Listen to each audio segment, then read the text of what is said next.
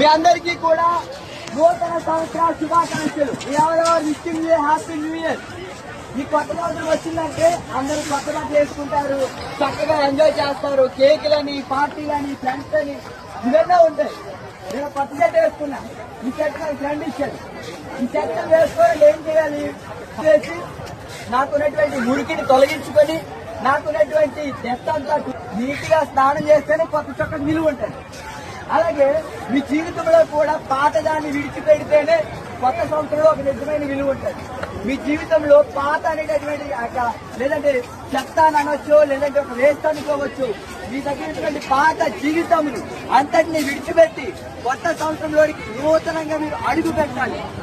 యేసు క్రీస్తు ప్రభువారి దగ్గర సమస్తము కూడా నూతనమై ఉన్నావి కనుక మీరు ఆయన నమ్ముకోనండి. ఆయన నిజమైన దేవుడు.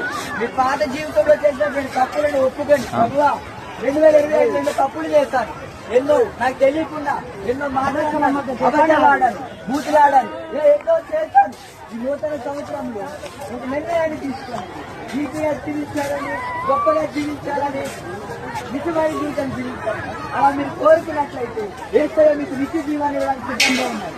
ఏం లేదు, మీ మనసులో ఏసయ్య వాళ్ళ ఆరోగ్యాన్ని ఇవ్వండి, నా పాపాలను ఒప్పుకొట్టున్నాను మీరు మనసులో అంటే చాలు. ఆయన మీకు నిత్య జీవితాన్ని ఇవ్వడానికి సిద్ధంగా ఉన్నాడు కనుక ఇదే సమయం 2026లో ప్రభువుని మీరు గొప్పగా జీవించి బాగుందిగా మీ అందరికీ కూడా గొప్పగా మీరంతా కూడా ప్రభువు మీకు తోడుగా ఉంటుంది కాక.